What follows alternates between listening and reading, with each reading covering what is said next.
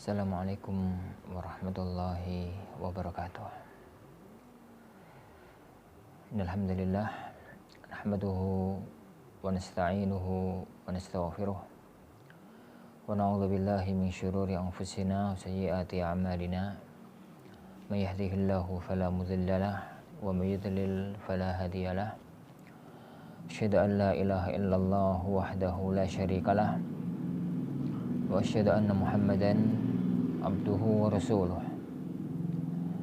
Allahumma salli wa sallim wa barik ala nabiyyina Muhammad wa ala alihi wa ashabihi wa man sara ala nahjihi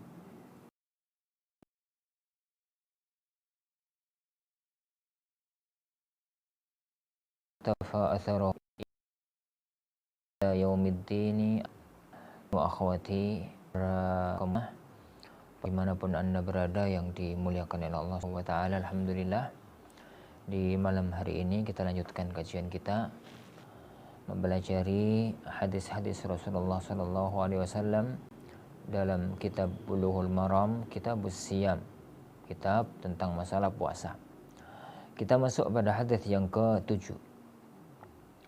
Beliau Al-Imamul Hafidz Ibnu Hajar Asqalani rahimahullahu taala mengatakan an Hafsata Ummil Mukminin, dari Hafsah Ummil Mukminin radhiyallahu anha.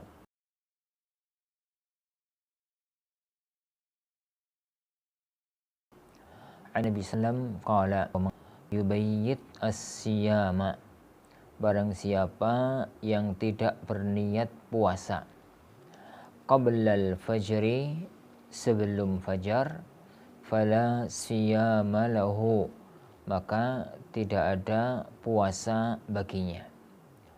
Rawahul khamsah, diriwayatkan oleh Imam 5, Imam Ahmad dan Ashabus Sunan, Abu Dawud, Tirmidzi, Nasa'i dan Ibnu Majah.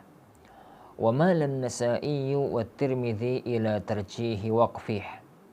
Imam Nasa'i dan Imam Tirmidzi cenderung mengatakan hadis ini mauquf. Mauquf dalam arti ini adalah ucapannya sahabat, ucapannya Hafsah, bukan ucapannya Rasulullah sallallahu alaihi wasallam.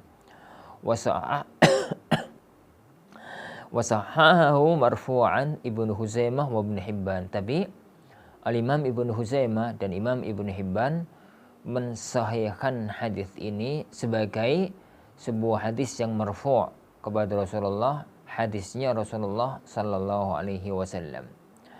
Walid Daruqutni, dan dalam riwayat Imam Daruqutni lafadznya la siyama liman lam yafridhu minal lail.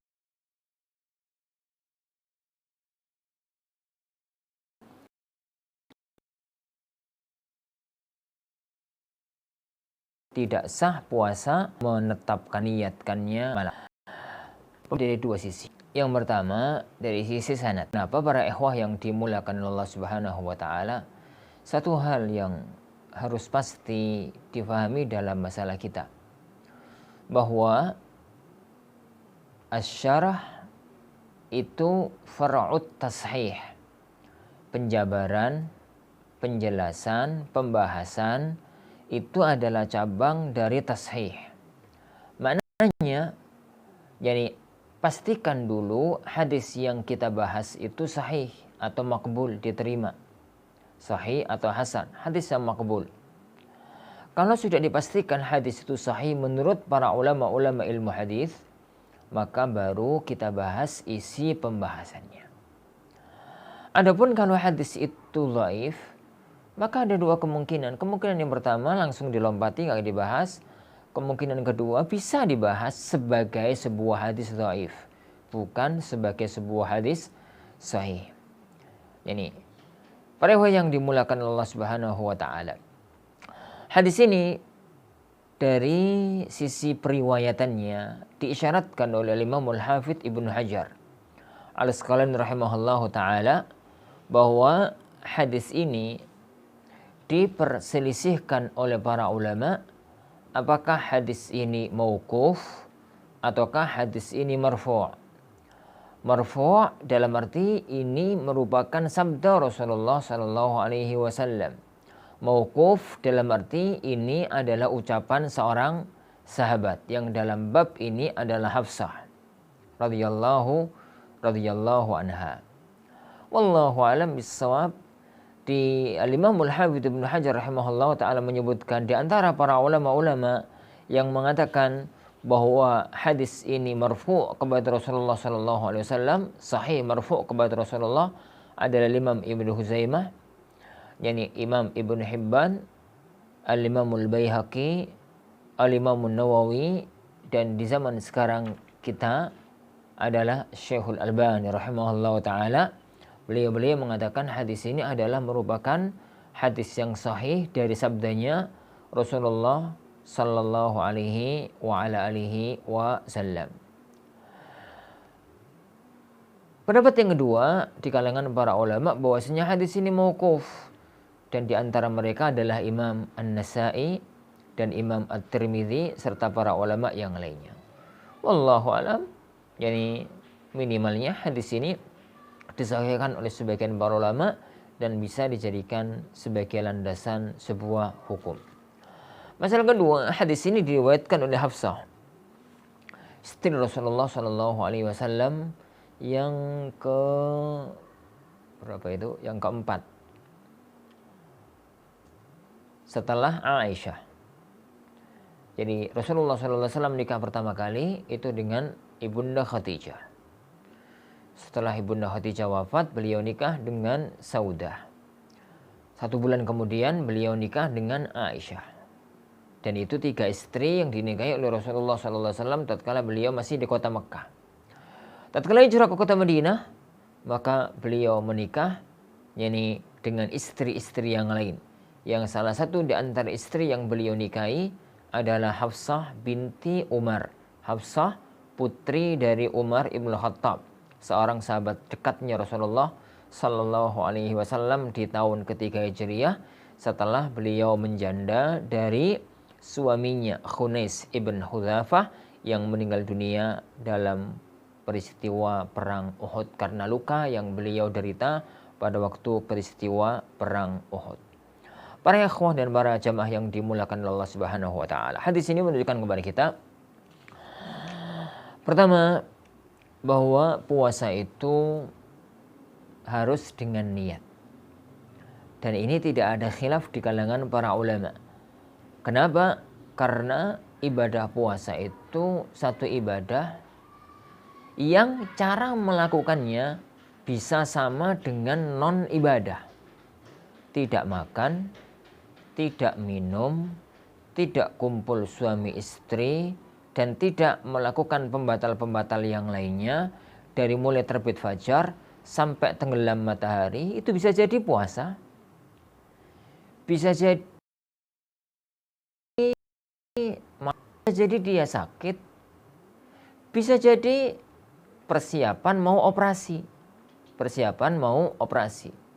Karena banyak kemungkinan pembedanya adalah niat. Nah, dan ini adalah makna sabda Rasulullah sallallahu alaihi wasallam, innamal a'malu binniyat wa innama likulli imri'in ma nawa. Sungguhnya setiap amal tergantung niatnya, dan sungguhnya semua orang tergantung kepada apa yang dia niatkan. Baik. Karena sebagaimana yang telah kita singgung pada waktu-waktu yang kemarin, bahwa salah satu fungsi utama dari niat itu adalah membedakan antara adat dengan ibadah, antara ibadat dengan adat, antara ibadah dan yang bukan ibadah, sekaligus membedakan antara satu ibadah dengan ibadah yang lainnya. Tidak ada khilaf di kalangan para ulama mengenai masalah ini. Dan satu yang sudah sering dibahas, sudah sering disinggung, bahwa satu yang pasti di kalangan ahli ilmi, dan ini disepakati oleh para ulama, bahwa niat itu mahalluhal qalb. Niat itu letaknya di hati, karena niat itu azmul qalbi, yakni kehendak hati, kerenteknya hati, mau melakukan atau meninggalkan satu amal perbuatan. Kalau orang itu dalam hatinya punya keinginan untuk melakukan sesuatu atau meninggalkan sesuatu, maka berarti dia telah berniat. Dan itu adalah makna niat. Tidak ada khilaf di kalangan para ulama mengenai masalah ini. Khilaf muncul di kalangan para ulama hanya pada pembahasan niat yang ada dalam hati. Apakah itu boleh diniatkan, dilafatkan atau tidak? Niat yang ada dalam hati. Jadi besok mau puasa, dalam hatinya punya keinginan untuk berpuasa. Kemudian niat ini dia lafatkan, ucapkan dengan lisan. Apakah itu boleh atau tidak?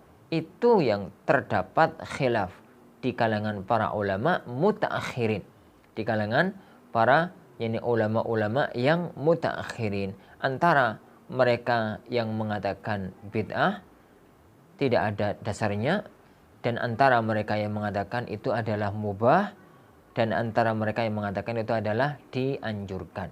Tidak ada satupun orang yang mengatakan itu wajib untuk dilisankan kecuali pendapat yang syadz di kalangan sebagian para ulama-ulama mutaakhirin. Wallahu a'lam. Nah, para yang azanillahu wa iyyakum.